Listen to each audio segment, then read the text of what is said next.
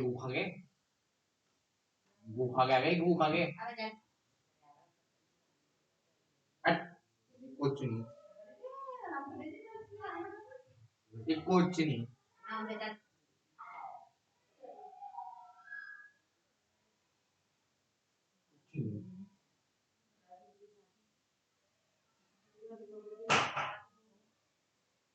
कुछ नहीं कुछ नहीं रॉबर्ट दिन काटता है काटने दूंगा तेरे को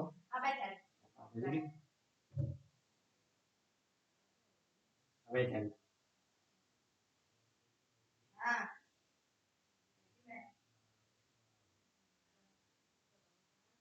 अबे चल अभी कुछ नहीं आप अंदर जाके पढ़ पढ़े फैल जाएगा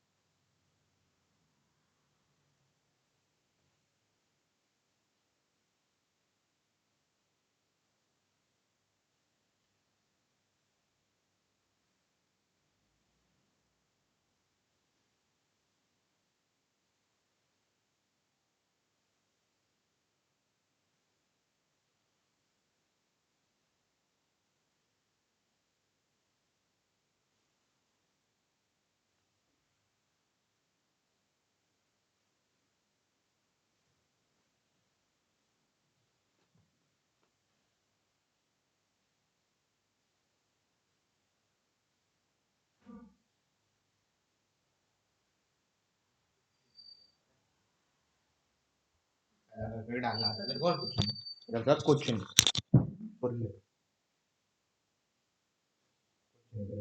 कुछ नहीं वो खाना आता है तेरे को कोई बढ़िया है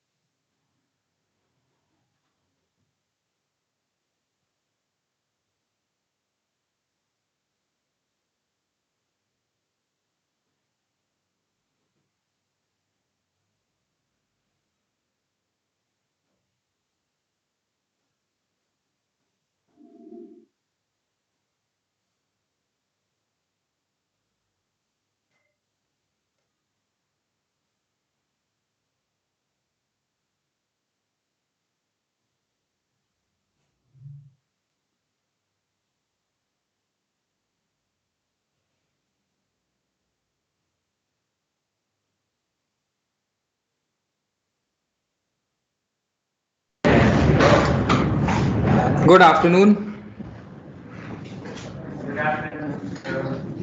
good evening sir.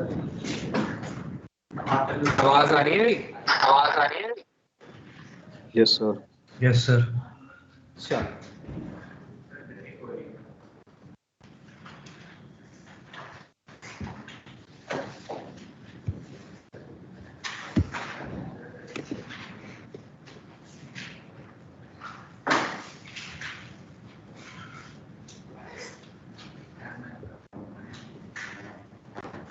Good afternoon sir. Good afternoon. चलो जी, तो कल हम काइनेटिक थ्योरी ऑफ गैसेस वगैरह के बारे में कुछ बात कर रहे थे। ऐसी कंडीशन दे रखी थी, देखते हैं कहाँ तक कर गया था। Law of equipartition. ठीक।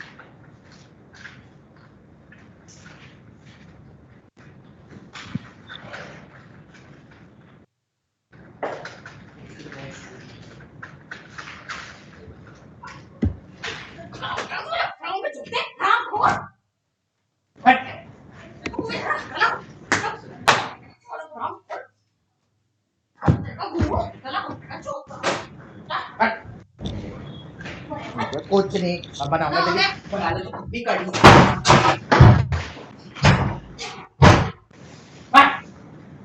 कुछ नहीं चल, कुछ नहीं।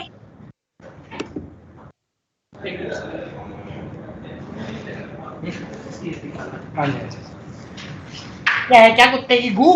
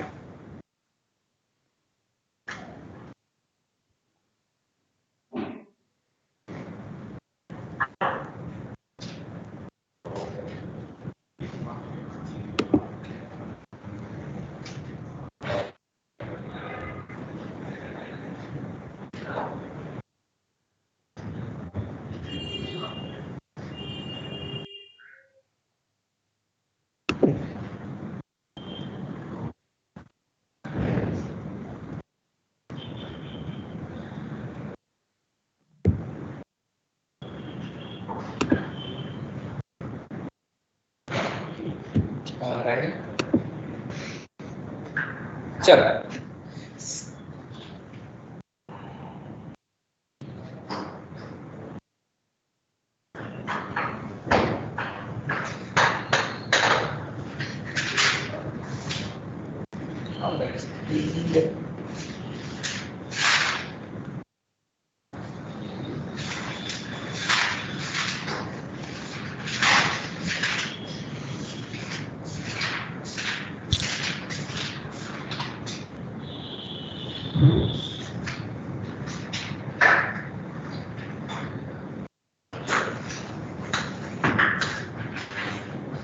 चलो, हम लोगों ने बेसिकली कल तक बात कर ली थी law of equipartition of energy तक।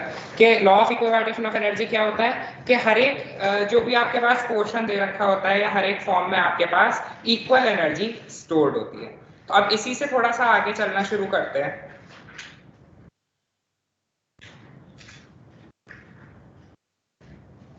हाँ जी, चलो।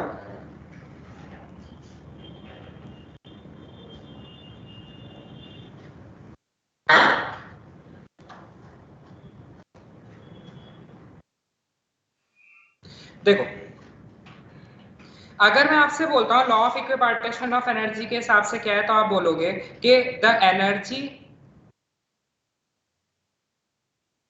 Stored in each degree of freedom, कौन सी degree of freedom? Translational as well as rotational,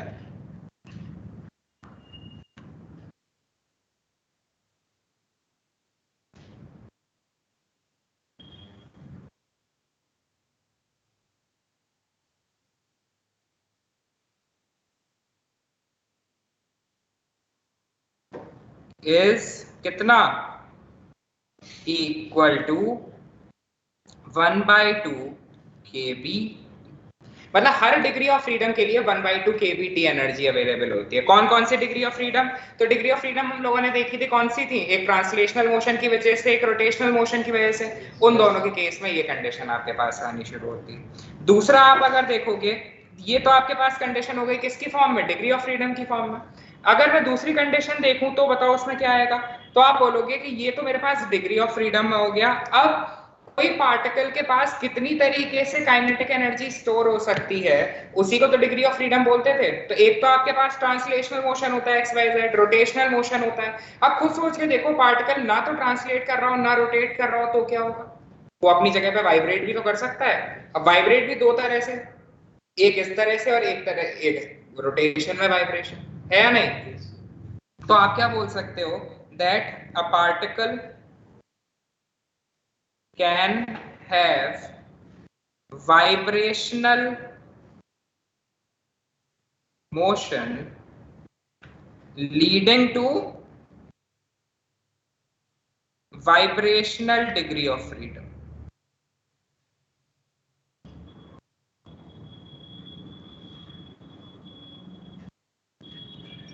ठीक है, वाइब्रेशनल मोशन होता है, जिससे वाइब्रेशनल डिग्री ऑफ फ्रीडम आता है। और वाइब्रेशनल डिग्री ऑफ फ्रीडम आपके पास क्या होगा?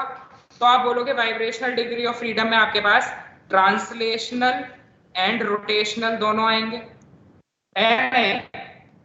तो देखो, अगर मैं बोल रहा हूं कि एक ट्रांसलेशनल मोशन में या एक रोटेशनल मोशन में आपके पास कितनी एनर्जी स्टोर होती थी? Half kBt। तो अगर मैं बोलता हूं कि एक वाइब्रेशनल मोशन में कितनी होगी, तो vibration is combination of translation and rotation. तो ट्रांसलेशन में कितनी आएगी? हाफ kBt, रोटेशन में हाफ kBt। तो टोटल कितना हो गया? kBt। तो आप क्या बोल सकते हो? That energy per unit vibrational degree of freedom कितना होगा? बोलो। ये हो जाएगा kBt। क्लियर है? ट्रांसलेशनल हो या रोटेशनल हो। अब यहाँ पे आपके पास वाइब्रेशनल है, तो वाइब्रेशनल क्या है? ट्रांसलेशनल और रोटेशनल का combination. Clear? Degree of freedom, इसमें कोई कष्ट किसी को? चलो, अब देखते हैं कि मेरे पास अगर मैं ये बोल देता हूं ऐसी condition that if vibrational degree of freedom is considered,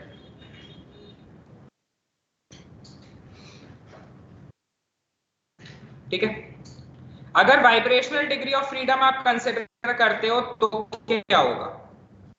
तो आपके पास वापस उन्हीं गैस पे आओ। First, mono atomic.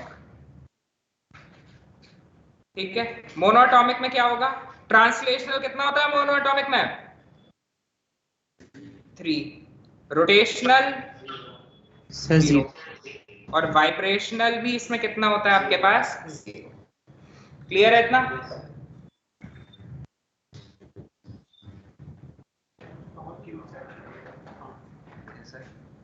एडेप्टर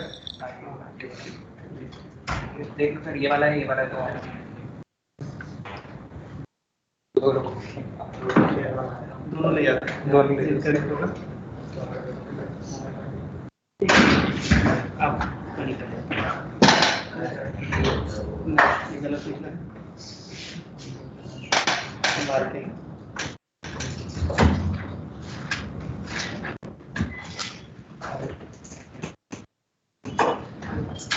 लग इसका अलग ही पड़ा होगा। अच्छा नीचे मैं निकाल रहा हूँ।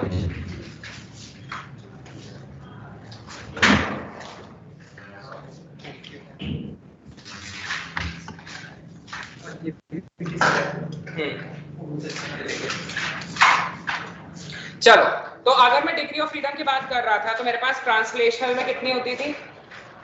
ट्रांसलेशनल में कितनी होती थी? बोलो। 0। रोटेशनल में कितनी होती थी? ट्रांसलेशनल में 3, रोटेशनल में 0, वाइब्रेशनल में 0। तो इसमें आपके पास क्या आएगा? ट्रांसलेशनल 3, रोटेशनल 0, वाइब्रेशनल 0, टोटल कितनी हो गई? 3। तो अगर मैं इंटरनल एनर्जी लिखना चाहूं तो कितनी आ जाएगी? 3।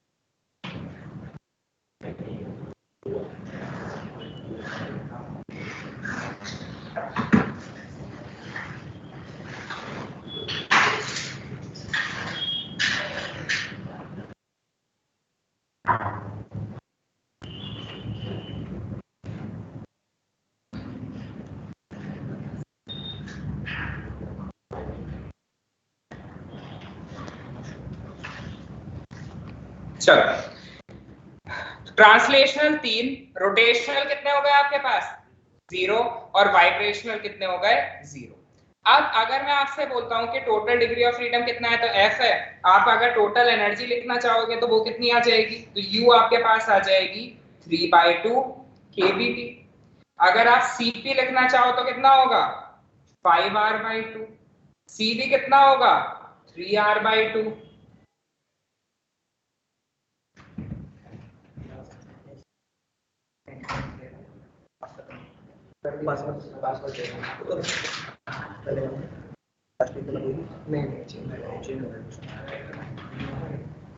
ठीक है, Cp आ गया 5R/2, Cv आ गया आपके पास 3R/2, और गामा कितना होगा आपके पास? 5/। इसमें कोई दिक्कत किसी को? चलो दूसरा देखते हैं, डायटोमिक गैस के केस में क्या होता है। डायटोमिक में अगर मैं बात करता हूं तो उसमें मेरे पास क्या आएगा?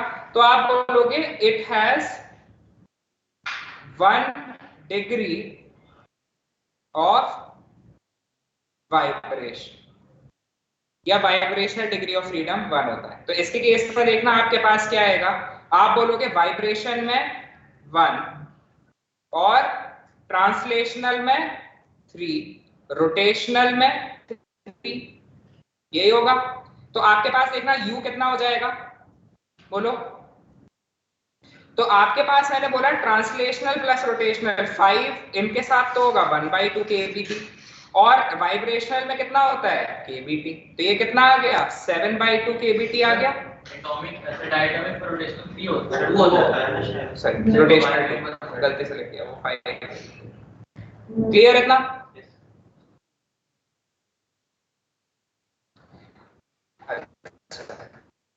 U आपके पास ये आ गया। Cv की वैल्यू कितनी होगी? Cv will come out to be 7R का 9R/2। गामा क्या आ जाएगा? Cp/Cv that is 9/7। कॉपी करो, ऊपर वाला कर लिया था, लिखो।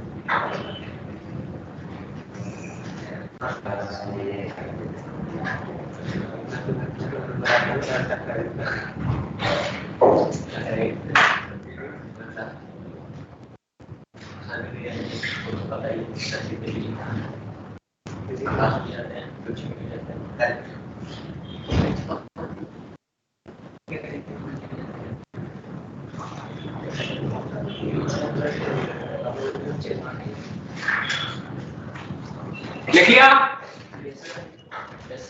Yes sir. आगे चलते हैं। थर्ड है पॉलीएटॉमिक।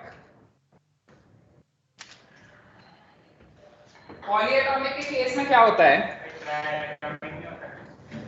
पॉली मतलब दो से ज्यादा, ठीक है।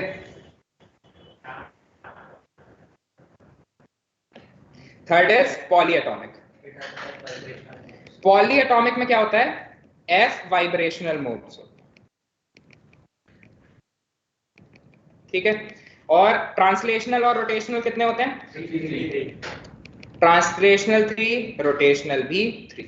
ट्रांसलेशनल 3 है, रोटेशनल 3 है, तो इसके केस में आपके पास क्या आ गया? Potential energy will be equal to 6 multiplied by 1/2 kBT प्लस कितना?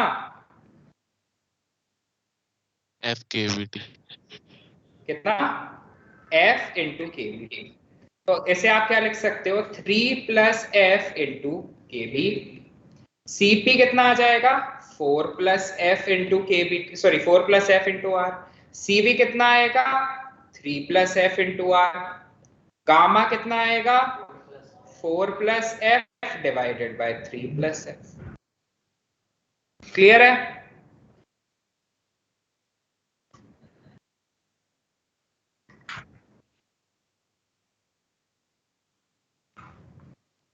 बोलो। Yes sir. Yes sir. अच्छा, अगर मैं एनर्जी की बात कर रहा था तो अभी ऊपर हम लोगों ने कुछ ऐसा देखा था कि एनर्जी मेरे पास 3/2 kBT निकल के आई थी। वहां जो कल डेरिवेशन कर रहे थे तो एनर्जी मेरे पास कितनी निकल के आई थी? बोलो। 3/2 kBT।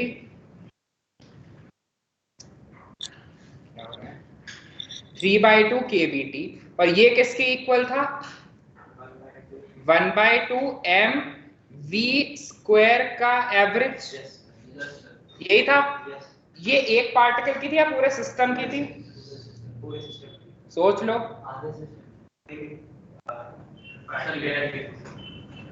यू ई जो होता है ना, ये 3/2 kBT ये पूरे सिस्टम का होता है, और ये आपकी एक पार्टिकल की है। टोटल नंबर ऑफ पार्टिकल्स अगर आप n मान लेते हो तो n से ऐसे ही होगा। नहीं नहीं, एक सेकेंड। अच्छा नहीं, 3/2 kBT भी तो उसकी थी, सॉरी। हाँ, ये आ जाएगा। तो अब इसमें देखना जरा, आपके पास क्या आएगा? ये 2 से 2 कैंसिल हो जाएगा, तो आपके पास v स्क्वायर एवरेज ये किसके इक्वल आ गया? 3 kBT divided by small m। 3/2 kBT एक पार्टिकल है। पार्टिकल है सिस्टम का होता है 3/2 RT पूरे सिस्टम का होता है, 3/2 केवीटी एक पार्टिकल का होता है। केवी कांस्टेंट केवी कांस्टेंट है, which is equal to R upon N। ठीक है, तो बोल्ट्जमैन कांस्टेंट। तो यहाँ पे से आपके पास क्या आएगा, under root of v square का एवरेज, ये कितना आ जाएगा, under root of 3 KBT upon small m। KB किसके इक्वल होता है, बोलो भाई, केबी किसके इक्वल होता है, mv स्क्वायर अपॉन, केबी की वैल्यू r अपॉन n होती है। तो मैं क्या ऐसा Yes. लिख दूं इसको कि ये आ जाएगा under root 3 RT upon small m multiplied by Na। एक पार्टिकल का mass multiplied by Avogadro number, क्या एक मोल का मास आ गया है या नहीं। तो आपके पास अंडर रूट वी स्क्वायर का average is equal to root 3 kBT upon small m, that is equal to under root 3 RT upon capital M। Clear है। ये जो वेलोसिटी होती है ये क्या है, ये होती है रूट मीन स्क्वायर वेलोसिटी। ध्यान से देखो, रूट किया, मीन किया, स्क्वायर।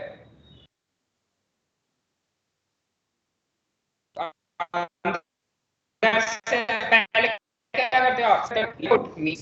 ठीक है, ये क्या है आपके पास, this is the formula for root mean square, या फिर आप बोल दो RMS velocity.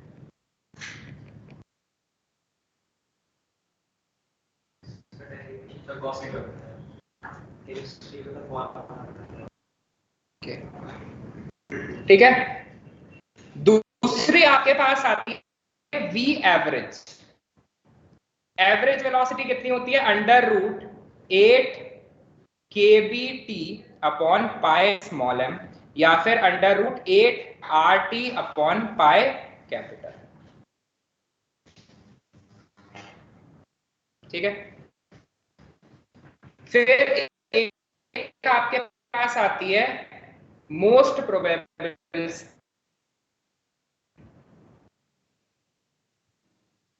This is average speed.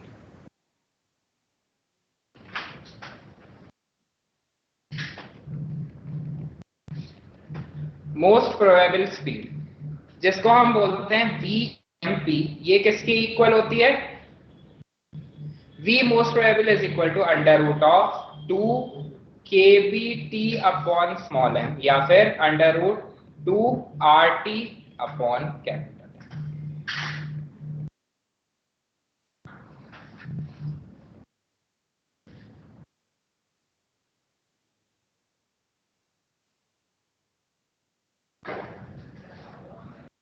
इतना क्लियर है सबको। Yes sir.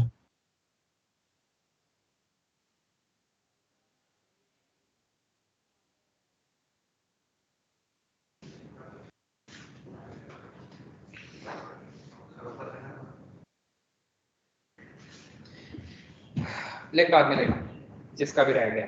चलो इतनी बात समझ में आ गई सबको। अब मेरे को एक बात बताओ, ये तो आपके पास 3 फॉर्मूला तो ये हो गया जो इंपॉर्टेंट है। एक पॉइंट और आता है इसके बाद जिसको हम बोलते हैं मीन फ्री पाथ।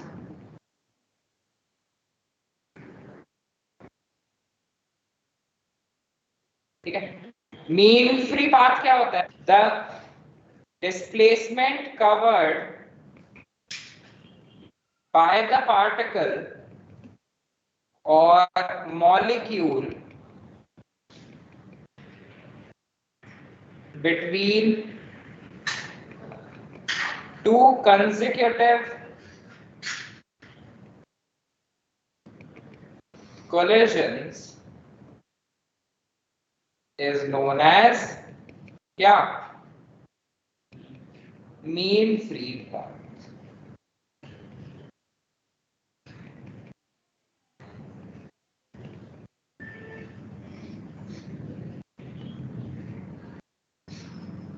ठीक है, इसको डिनोट किस चीज से किया जाता है, L से।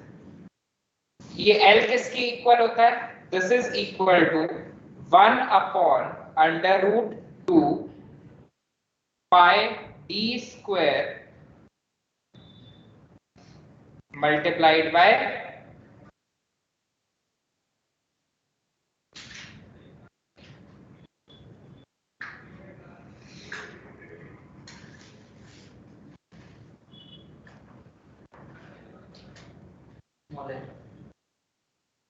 स्मॉल। चलो इसके केस में स्मॉल n क्या है आपके पास? स्मॉल n वही है number of particles per unit volume. d क्या होता है? Diameter of molecule. क्लियर है?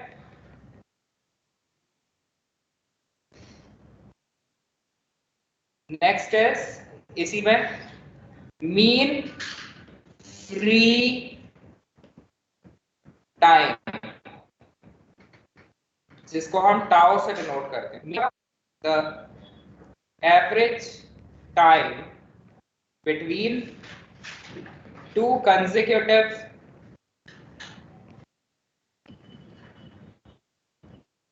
collisions of a molecule, इसको बोलते हैं मीन फ्री टाइम। तो ये क्या होगा? कुछ सोच के देखो, आपके पास दो पार्टिकल्स कहीं दे रखे हैं, उनके बीच में कोई गैप है, तो वो गैप कितना है? l डिवाइडेड बाय उनकी वेलोसिटी कितनी है? एवरेज वेलोसिटी v मान लो। तो ये आ जाएगा, तो टाउ आपके पास कितना आ जाता है? 1 upon under root 2 n v by d। कुछ आया समझ?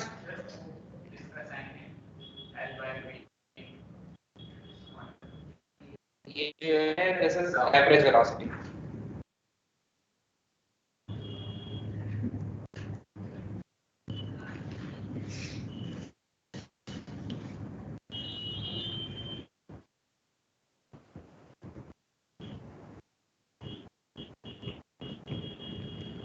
Clear? Yes, sir.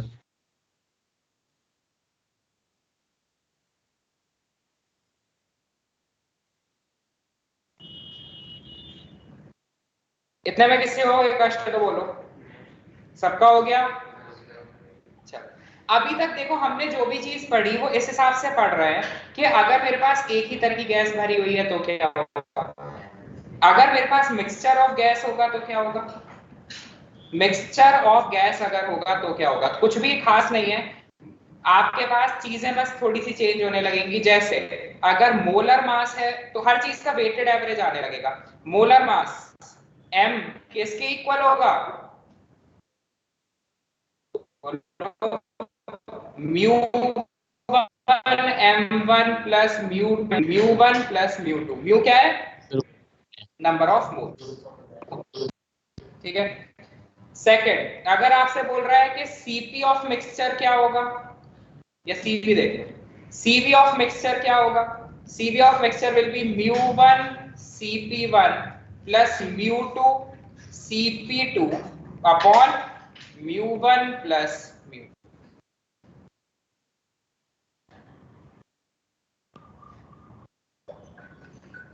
Third,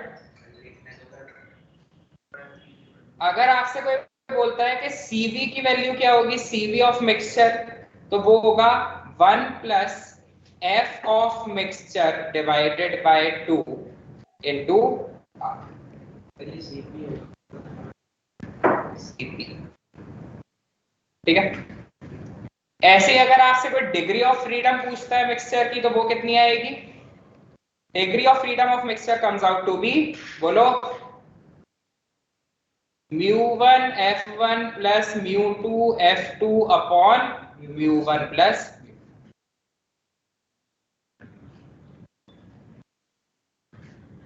gamma of mixture वो क्या होगा? Cp of mixture upon Cp of mixture. इसमें मेरे ख्याल में कॉम्प्लिकेटेड चीज है नहीं, तो एक चैप्टर में कुछ कॉम्प्लिकेटेड नहीं है। अभी 4-5 क्वेश्चन करवाता हूँ लाइव से जो जेई में आया, फिर बताना है क्वेश्चन कितने मुश्किल आ रहे हैं।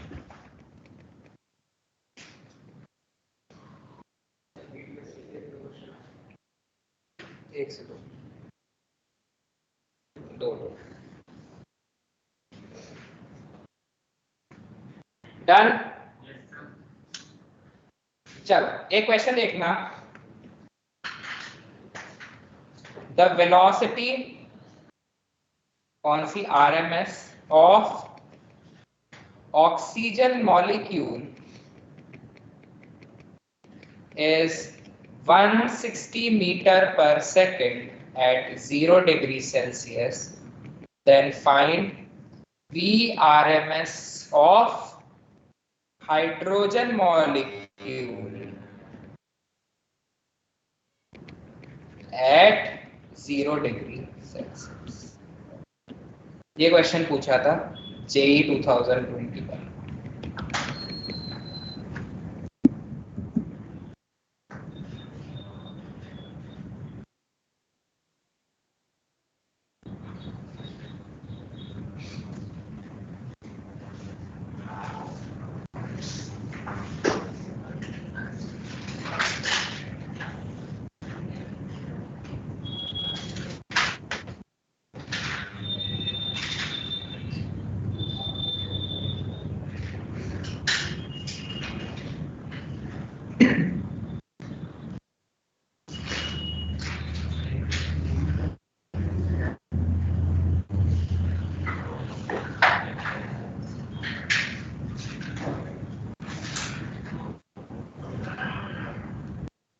जल्दी बताओ, 2 मिनट से आने लगना चाहिए।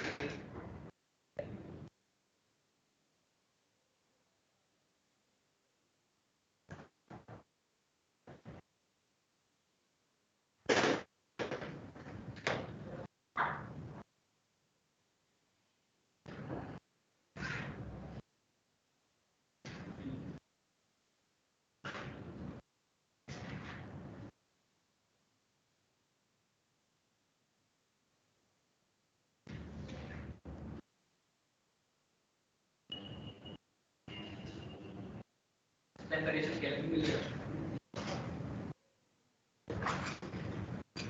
जहाँ पे जो चीज कांस्टेंट है वो क्यों रख रहे हो? डायरेक्ट रेशियो के फॉर्म में सॉल्व करो। जो कांस्टेंट है वो प्रोपोर्शनैलिटी से भी हटा दो ना।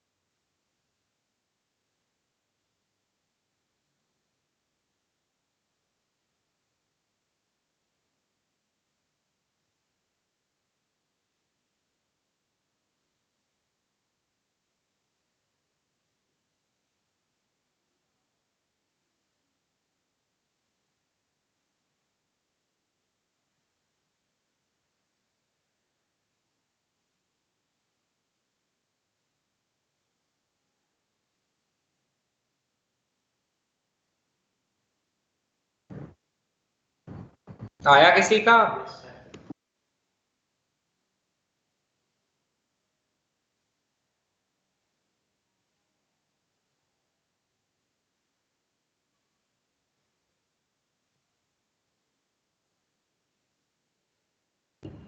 इंटीजर टाइप का। ऑप्शंस क्या कहते हैं?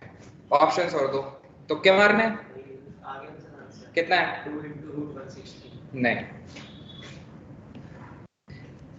मतलब तुम्हारे को सीधे सीधे फॉर्मूले में वैल्यू नहीं पुट करी जा रही है तुमसे यार, किसी पे भी रूट लगा देते हो, कुछ भी करना शुरू कर देते हो। सर केमिस्ट्री में सर एक फॉर्मूला पढ़ा था sir, R/R equals to under root sir m वैम करके, सर उससे कर सकते। 1 मिनट दे।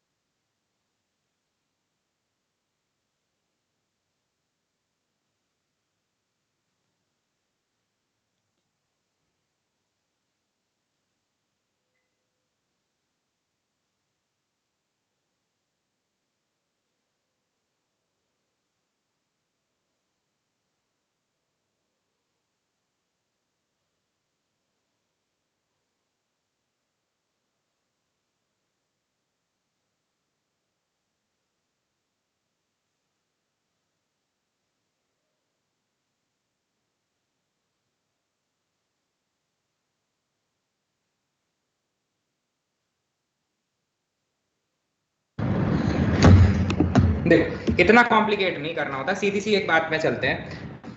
आप इसे सॉल्व करके देखो जरा। आपके पास क्या था फॉर्मूला? आपके पास था V RMS was equal to under root of 3 RT upon M common. क्या सीधे सीधे ये नहीं लगा सकते हो V1 upon V2 equals to under root of M2 upon M1? बहुत मुश्किल फॉर्मूला है बाप। तो ये कितना आ गया आपके पास?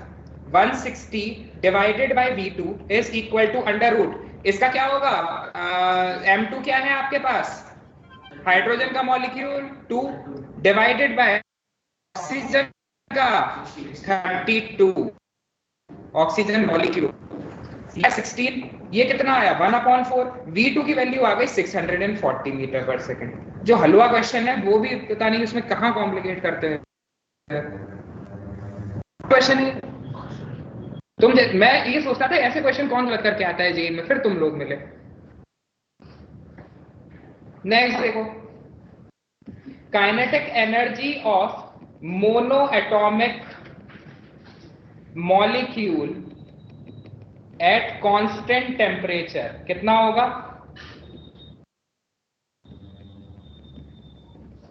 A 3/2 kBt, B 1/2 kBt, C 1 kBt या D 2/3 kBt? फटाफट बोलो, ये भी जेई 2021 का क्वेश्चन, फटाफट बोलो।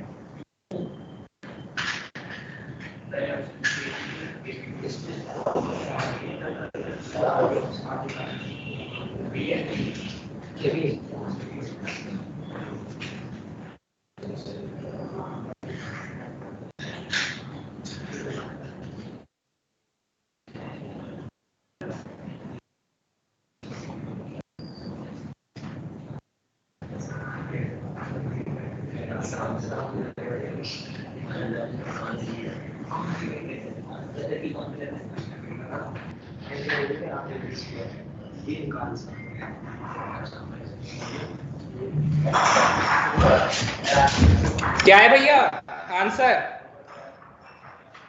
तुम लोगों को नोट्स लिखवा के अरे यार मोनोटॉमिक 3/2 kBt ये यहाँ पे अभी निकाला, ये रहा मोनोटॉमिक 3/2 kBt। हाँ तो इसने क्या पूछा है?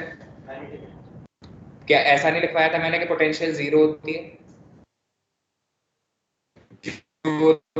काइनेटिक की फॉर्म में होती है। लिखवाया लिखवाया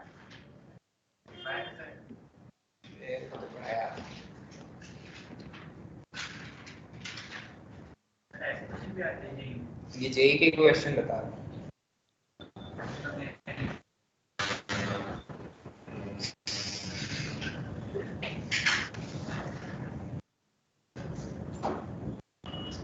एक क्वेश्चन था, ये कैलकुलेशन बेस्ड किया जाता है। At room temperature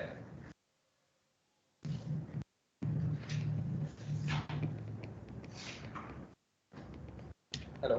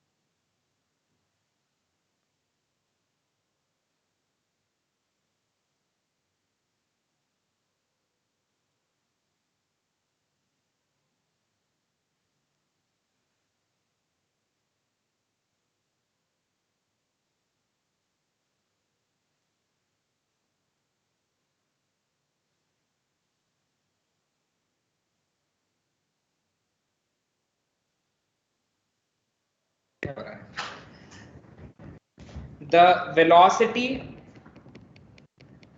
of a gas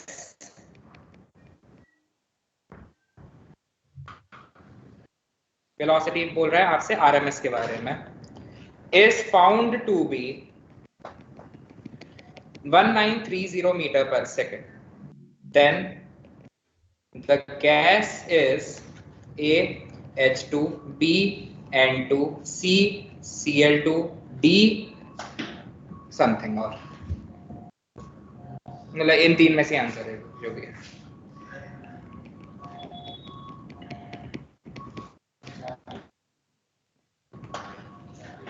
ठीक है, ये ट्राई करके देखना अपने आप। अब चलते हैं नेक्स्ट चैप्टर पे, दैट इज थर्मल प्रॉपर्टीज। नया chapter thermal properties of solids. देखो अभी तक आप लोग एक दो चीज से समझ चुके हो। सबसे पहली चीज तो आप क्या पढ़ चुके हो कि हीट क्या होती है। Heat is the form of energy during transfer from a body at higher temperature to a body at lower temperature, यही होता है। दूसरा आपके पास क्या आता है, टेम्परेचर क्या होता है। तो टेम्परेचर क्या होता है, it is a physical quantity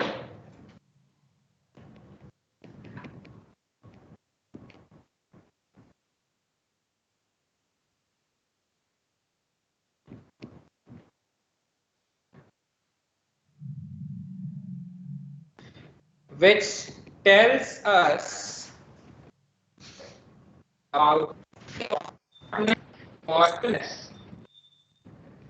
of a body। किसी भी बॉडी की डिग्री ऑफ हॉटनेस या कूलनेस को बताने वाली कोई क्या बोलते हैं हम, इसके मेजरिंग स्केल्स तीन होते हैं।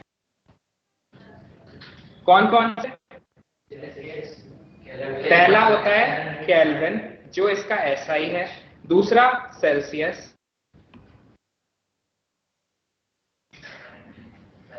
एंड तीसरा फ़ारेनहाइट।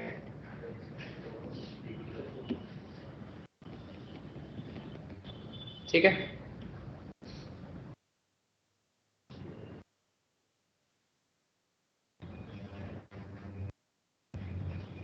सबसे पहले टेम्परेचर इन फ़ारेनहाइट, ये क्या होता है? Temperature in Celsius plus 273.1। Temperature in Celsius is equal to temperature in Fahrenheit plus minus, क्या लिख दिया? फ़ारेनहाइट नहीं, Kelvin. Temperature in Celsius is equal to temperature in Kelvin minus 273.15। Next is temperature in Fahrenheit is equal to temperature in Celsius into 9 by 5 plus 32, and temperature in Celsius is equal to temperature in Fahrenheit in minus 32 into 5 upon 9। इतने में कोई कष्ट किसी को? बोलो। चलो, temperature in Fahrenheit is equal to temperature in Celsius कब? at minus 40 degree Celsius Fahrenheit। Okay,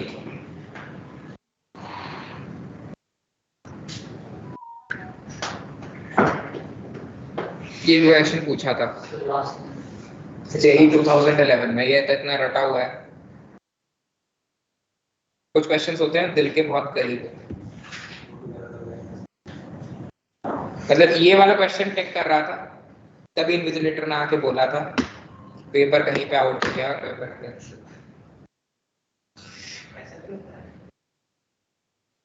चल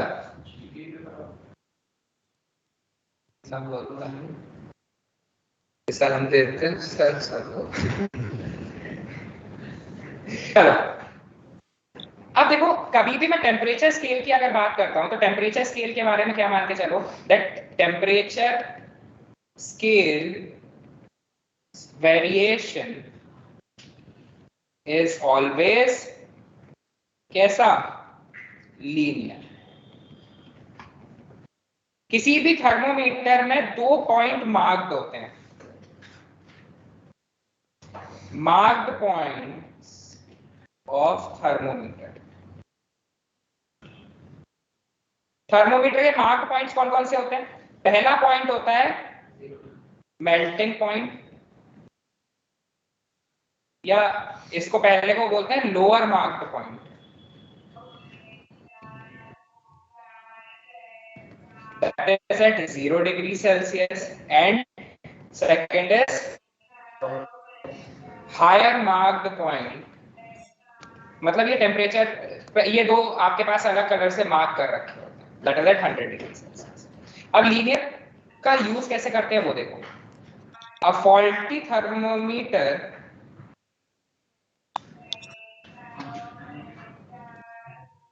has lower marked point at 5 degree Celsius and higher marked point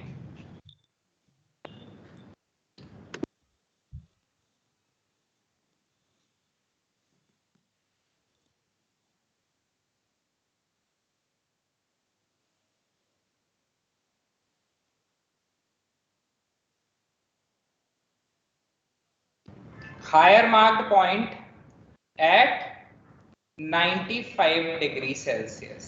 Then find the actual temperature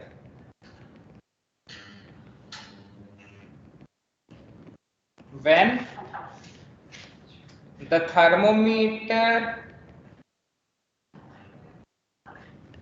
reads कितना? 59 degree Celsius. Temperature 59 measure read कर रहा है, तो उस time पे क्या होगा एक्चुअल टेम्परेचर?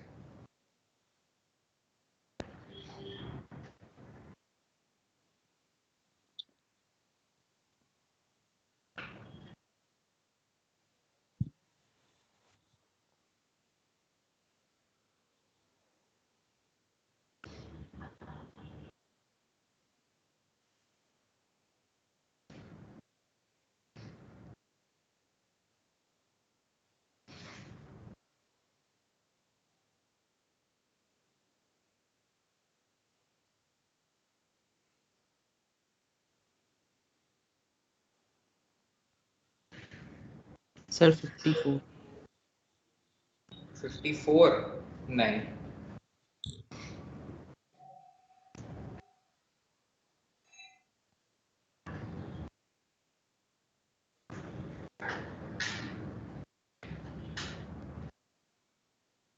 सर 64 64 नहीं।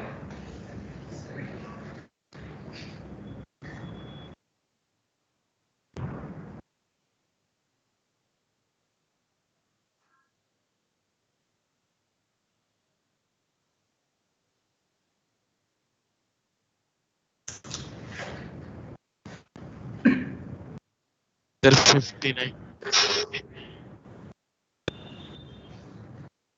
59 नहीं। अरे लीनियर वेरिएशन कैसे देखते हो? टेम्परेचर चेंज पे लीनियर वेरिएशन लगाओ, स्लोप सही रख के, स्लोप सेम मेंटेन रहेगा ये रख के।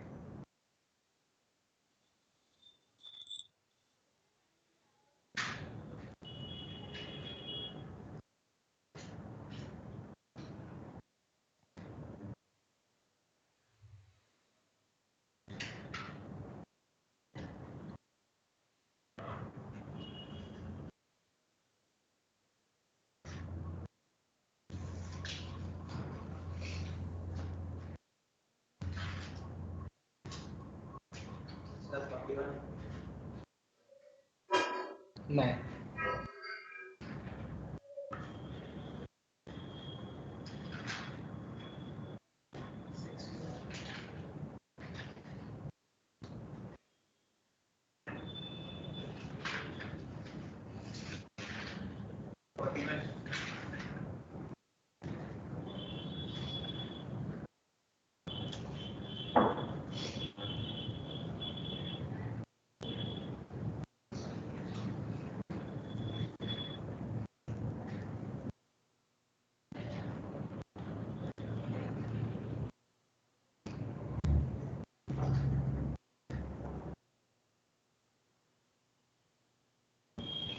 डन।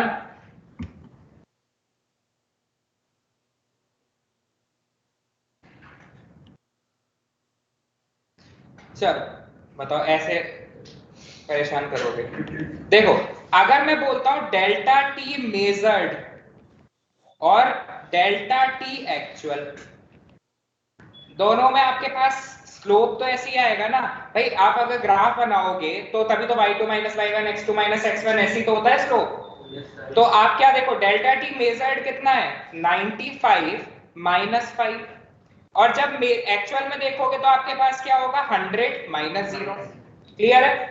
मतलब जब आपके पास मेजर डेल्टा टी 90 था तो एक्चुअल डेल्टा टी 10 था, सॉरी 100 था। जब मेजर डेल्टा टी 1 है तो एक्चुअल डेल्टा टी 10/9 है। तो अब मेजर डेल्टा टी यहाँ पे कितना होगा, 5 से 59 पहुंचा है तो 59 माइनस 5 दैट इज 54। तो यहाँ कितना आएगा 10/9 मल्टीप्लाइड बाय 54, कितना आ गया 60 डिग्री सेल्सियस। क्लियर है? बोलो सर। डेल्टा टी देखो ना, यहाँ पे डेल्टा टी मेजर्ड और डेल्टा टी एक्चुअल ये दोनों लीनियरली वेरी कर रहे हैं।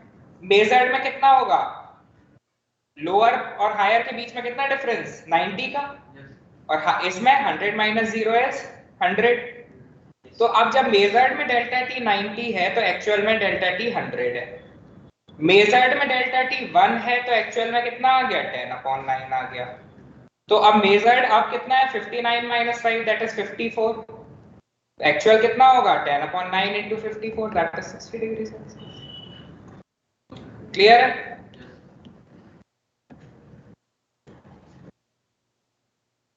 चलो थोड़ा सा आगे चलते हैं। अब देखते हैं, हीट तो देख लिया था हमने, टाइप्स ऑफ हीट क्या होती है। टाइप्स ऑफ हीट मेरे पास दो तरीके की होती है। कौन कौन सी बोलो?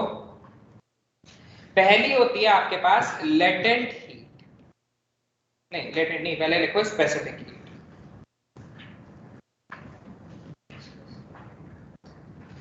स्पेसिफिक हीट या स्पेसिफिक हीट कैपेसिटी जो हो। तो स्पेसिफिक हीट क्या होती है, the amount of heat required to raise the temperature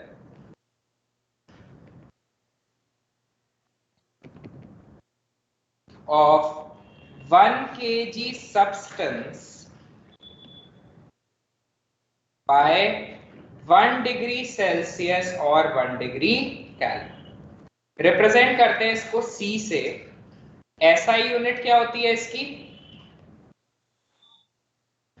वो होती है किलोजूल पर केजी केल्विन. इसमें दो वैल्यूज ऐसी होती हैं जो आपको याद रखनी होती हैं. एक C ऑफ वाटर. वाटर का कितना होता है?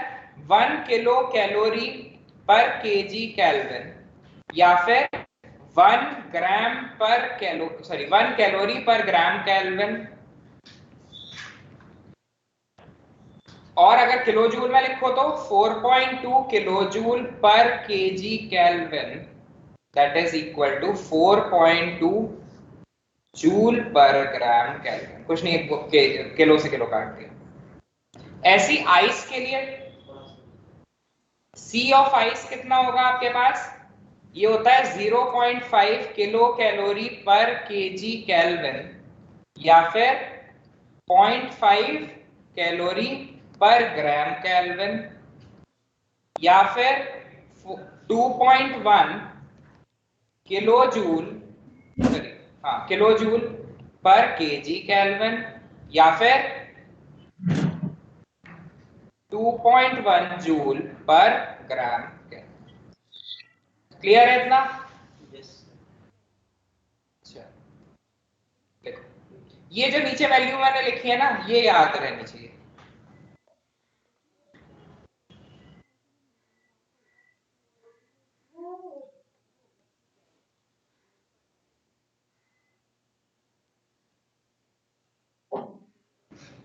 Done sir.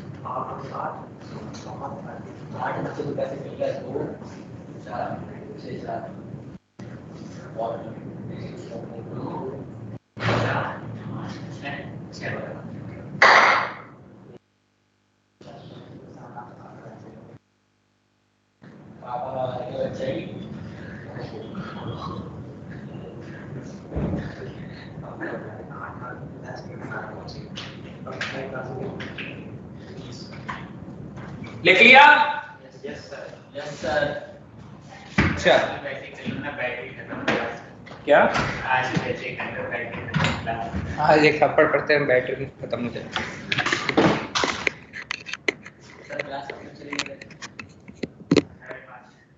जब तक खत्म न कर दी जाए। हाँ चलो, इतना समझ में आया। दूसरी टाइप की हीट होती है आपके पास लेटेंट हीट, ठीक है। क्या वो लेटेंट हीट? लेटेंट हीट होती है द हीट या the amount of heat required to change the state of 1 kg substance without changing its temperature। तो आपके पास कौन कौन सी होती हैं? दो प्रकार की होती हैं। A is latent heat of fusion, ये क्या होती है? The amount of heat required to change 1 kg solid into 1 kg liquid at कौन सा पॉइंट? Melting point. क्लियर है? Second, latent heat of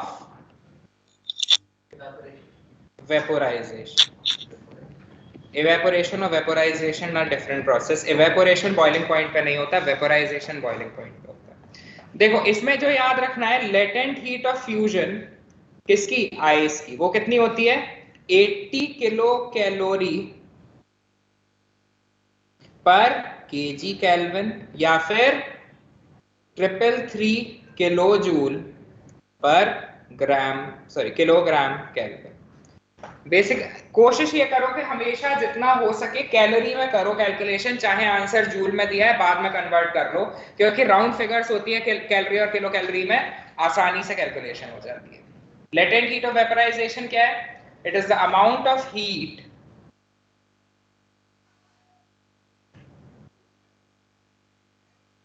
required to change 1 kg liquid into 1 kg gas without changing at कौन सा temperature? Boiling point.